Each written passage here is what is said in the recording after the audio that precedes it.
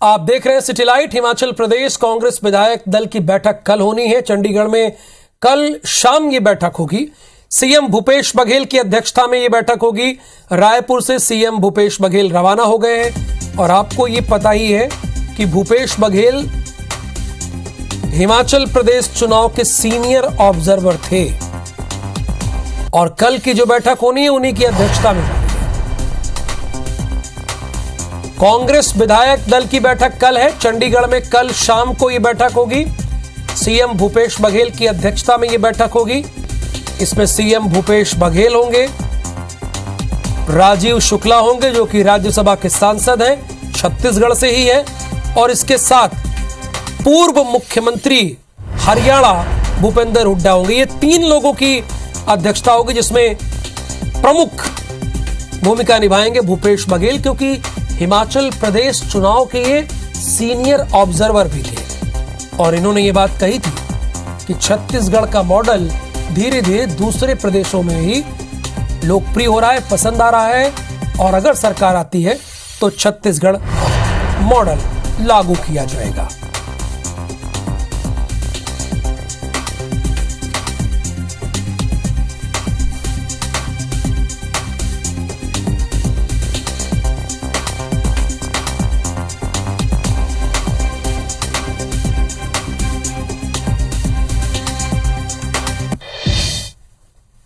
हिमाचल प्रदेश में कांग्रेस को स्पष्ट बहुमत मिलने के बाद कांग्रेस के नवनिर्वाचित विधायक और पूर्व मुख्यमंत्री वीरभद्र सिंह के बेटे विक्रमादित्य का कहना है कि मुख्यमंत्री कौन होगा इसका फैसला तो कांग्रेस विधायक दल करेंगे, मगर एक पुत्र होने के नाते उनकी हार्दिक इच्छा है कि उनकी मां ही मुख्यमंत्री बने।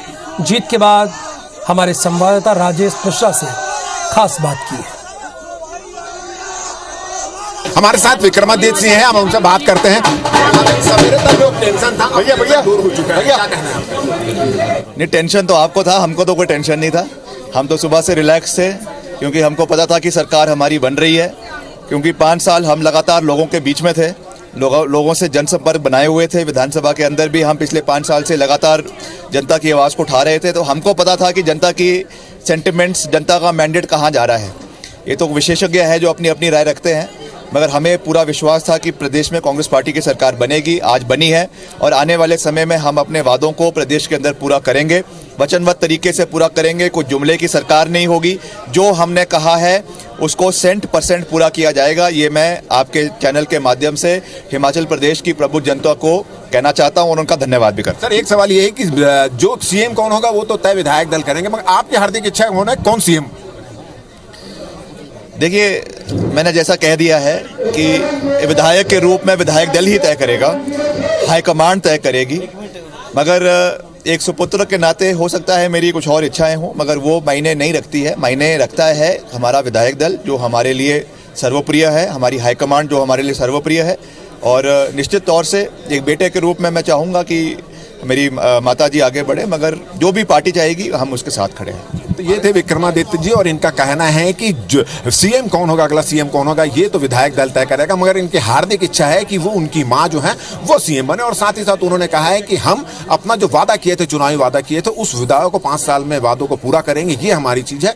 और उन्होंने साथ ही साथ प्रदेश की जनता को इसके लिए आभार व्यक्त किया। कैमरामैन अजय गुज्जर के साथ राजेश मिश्रा, IBC 24 शिमला।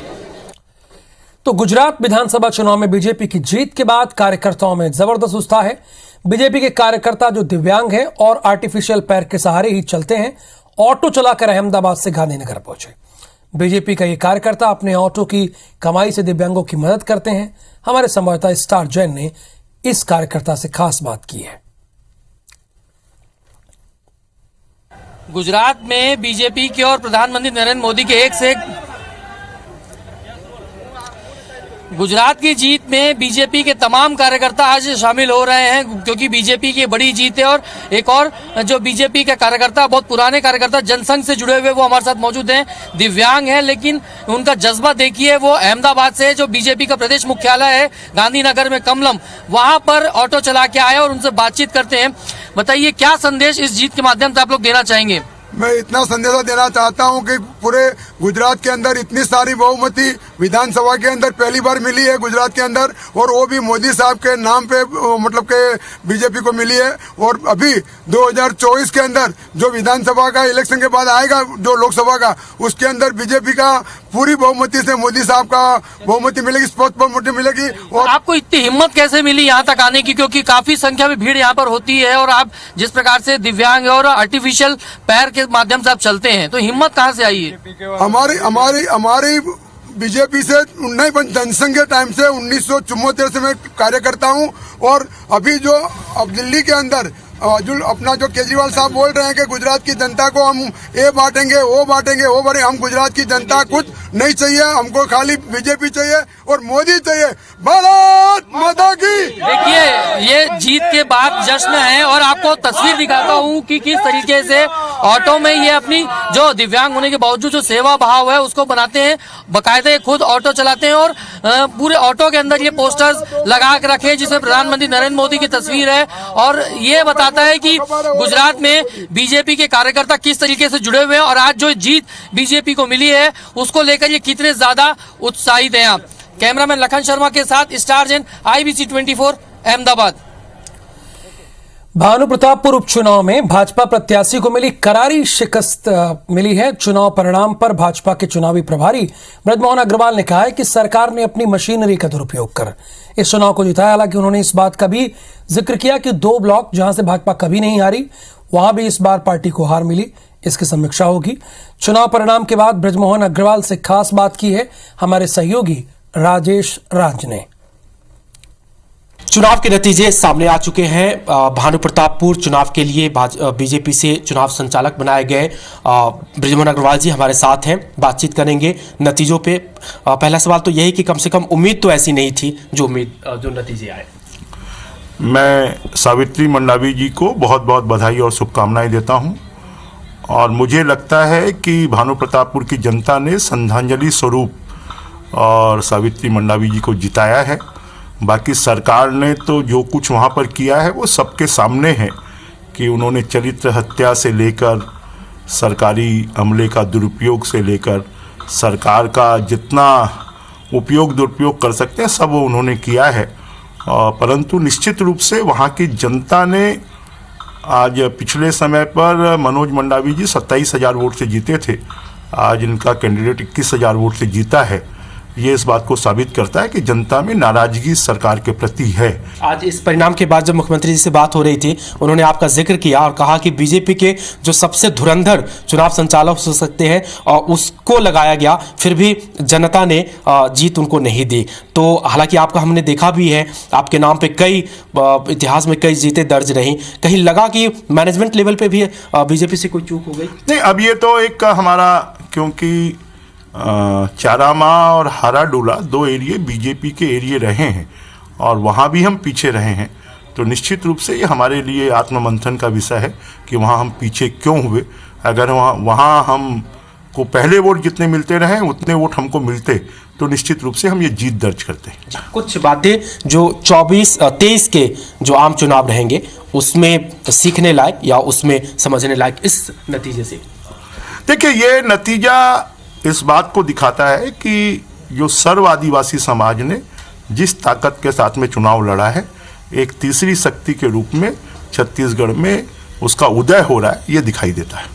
तो ये नतीजों पे चुनाव संचालक रहे ब्रजमोहन अग्रवाल जी का और कहना था कि एक संवेदना जो मनोज मंडावी के पत्नी के लिए मिला वो एक फैक्टर रहा और इस उपचुनाव में सरकारी मशीनरी का जमकर दुरुपयोग हुआ, चुनाव जीता गया इसी दुरुपयोग को करके। कैमरा पर्सन नरेंद्र के साथ राजेश राज, IBC 24 रायपुर।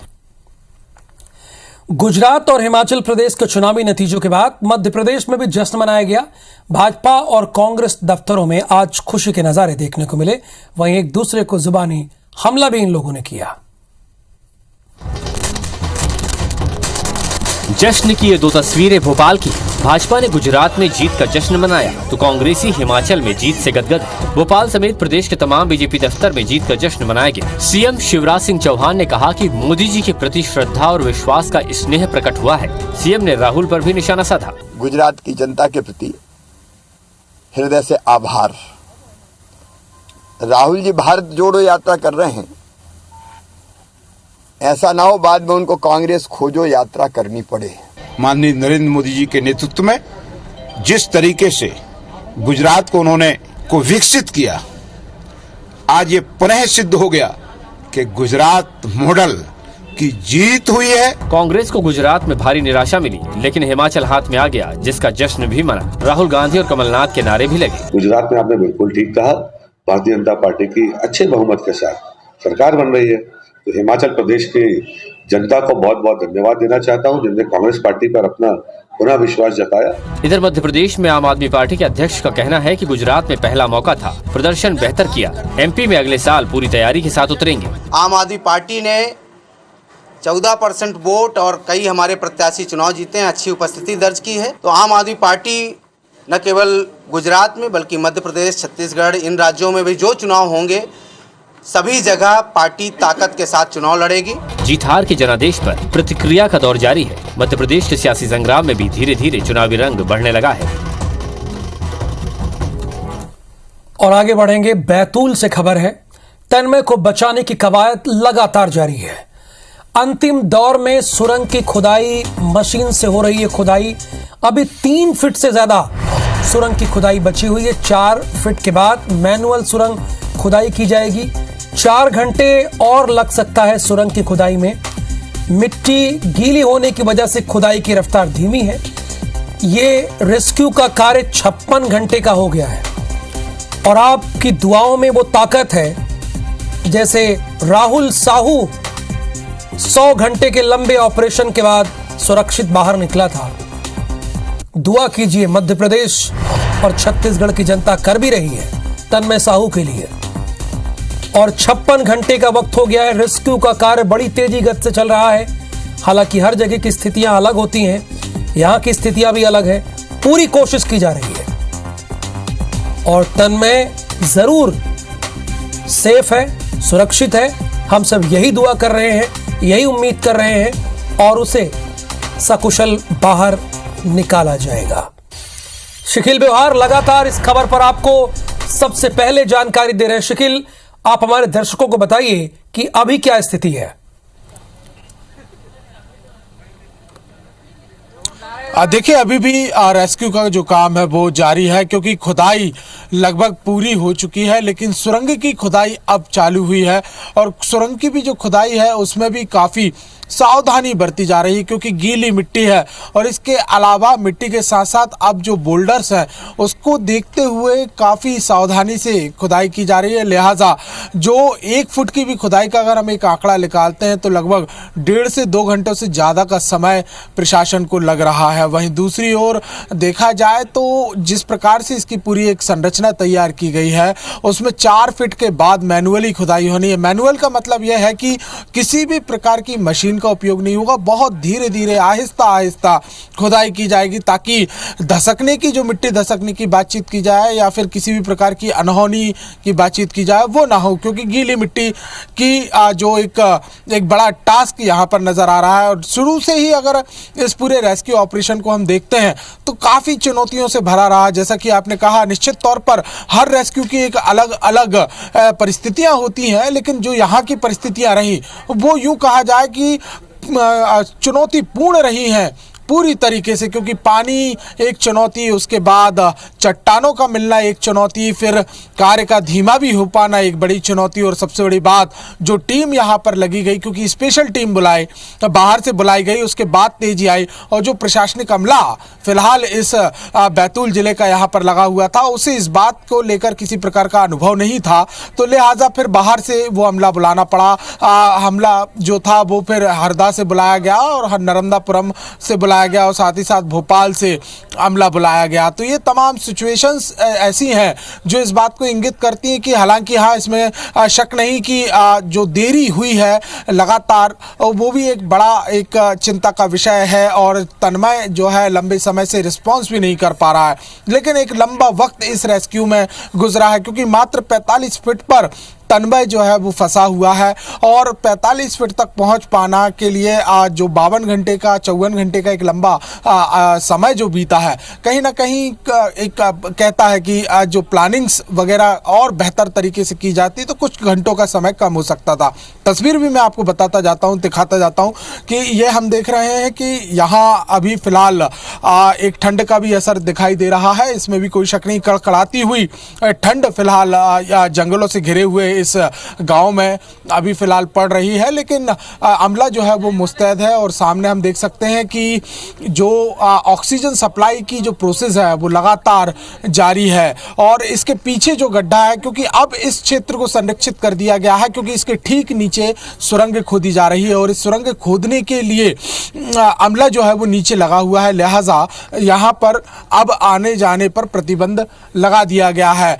मशीनों से अब काम किसी प्रकार का बचा नहीं है, मैनुअली ये पूरा काम होना है। एक्सपर्ट जो है वो लगातार इस बात पर नजर बनाए हुए हैं कि काम जो है वो सही तरीके से किया जाए। अभी फिलहाल जिस प्रकार से हमने देखा कि जो परिजन थे तन्मय के, उन्होंने भी इस बात को लेकर मुख्यमंत्री शिवराज सिंह चौहान से गुहार लगाई कि एक बार अगर वो फोन करे तो निश्चित तौर पर कहीं ना कहीं जो रेस्क्यू का जो काम है उसमें तेजी आ सकती है। एक मार्मिक अपील भी लोगों से उन्होंने की, IBC 24 के जरिए अपील की कि जो भी लोग इस खबर को देख रहे हैं, इस पूरे मामले से वाकिफ हैं, वो भी अपनी जगहों पर प्रार्थना करें, ज़्यादा से ज़्यादा प्रार्थना करें कि उनका जो बच्चा है, और यूँ कहा जाए कि बैतूल का नहीं सिर्फ मध्य प्रदेश का नहीं बल्कि तमाम चलिए आप नजर बना के रखिए शकील। इस पूरी जानकारी के लिए आपका बहुत बहुत धन्यवाद। गुजरात चुनाव के नतीजों पर मंत्री गोविंद सिंह का बयान सामने आया है, जहां उन्होंने कहा है कि गुजरात की जनता ने विकास को वोट दिया है, प्रधानमंत्री मोदी को वोट दिया है। विकास के नाम पर 7वीं बार बीजेपी की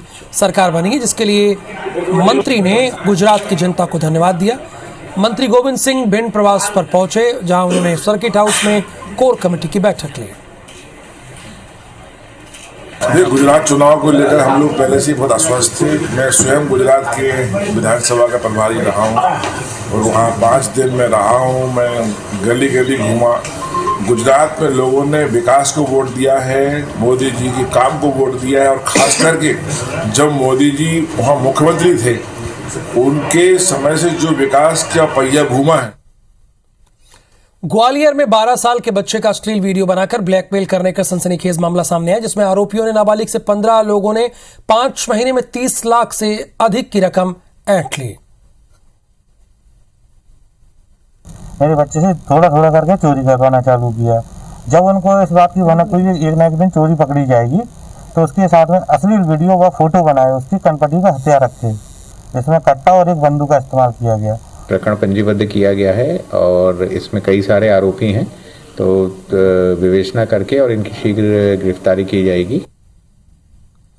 जबलपुर में प्रदेश भर से जुटे सैकड़ों छात्र छात्राओं ने आज MP मेडिकल यूनिवर्सिटी का घेराव किया। छात्रों ने MP स्टूडेंट यूनियन की अगुवाई में अपनी मांगों को लेकर प्रदर्शन किया।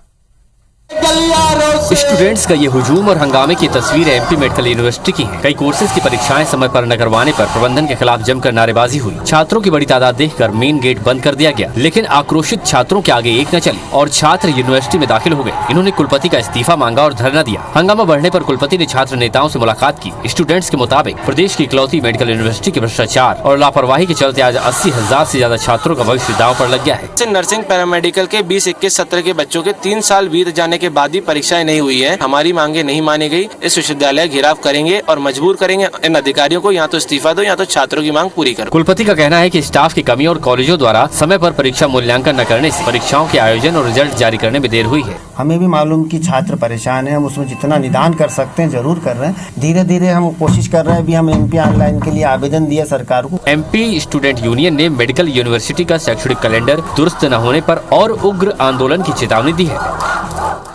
बस्तर जिले के 1.5 लाख परिवारों के सामने भूखे रहने की नौबत आ गई है। राशन दुकान संचालकों की हड़ताल से राशन का वितरण नहीं हो पा रहा है, लिहाजा हितग्राही परेशान हो रहे हैं।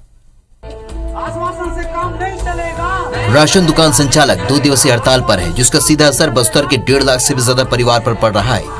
राशन वितरण की व्यवस्था चरमरा गई है। राशन दुकान संचालक 6 सूत्री मांग को लेकर प्रदर्शन कर रहे हैं। सर्वर डाउन की समस्या का निदान करने, मानदेय व्यवस्था लागू करते हुए 30,000 रुपए मानदेय देने, बारदाना की राशि जारी करने, कमीशन की राशि सीधे विक्रेता के खाते में प्रदान करने जैसी मांगे हैं। राशन दुकान संचालक अब 12 दिसंबर को रायपुर में अपनी मांगों को लेकर प्रदर्शन करने की तैयारी में है। हम विक्रेताओं को शासन जो है वो मानदेय दे, है ना, और जो कमीशन जो दे रहा है वो भी हमें सीधा दे, हमें, क्योंकि मेहनत हम ही कर रहे तो हम ही मिले। कार्डधारी प्रभावित पहले से ही हैं, क्योंकि सर्वर की समस्या इतनी है, सुबह से आके बैठे रहते हैं हितग्राही और हम दोनों बैठे रहते हैं। धरना और रैली था, उस जो निर्देश मिला था वो किए थे और जो समाप्त किए हैं। राशन दुकान संचालकों के हड़ताल पर चले जाने से हितग्राहियों को राशन मिलना बंद हो गया है। आदिवासी अंचल के हजारों परिवार पीडीएस के राशन पर भी निर्भर रहते हैं। अब देखना होगा कि कब इनकी मांग पूरी होती है और जनता को राहत मिलती है। रीवा में किसान की 1.5 एकड़ जमीन पर अवैध उत्खनन का मामला सामने आया है। अल्ट्राटेक कंपनी पर किसान ने आरोप लगाया है। बैजनाथ गांव के ब्रिजलाल मिश्रा ने कहा है कि 5 भाइयों में 6 एकड़ जमीन है, जिनमें से 4 भाइयों ने अपनी जमीन कंपनी को बेच दी, जहां उत्खनन किया जा रहा है। वहीं ठेकेदारों ने अब ब्रिजलाल की 1.5 एकड़ जमीन पर भी खुदाई शुरू कर दी है।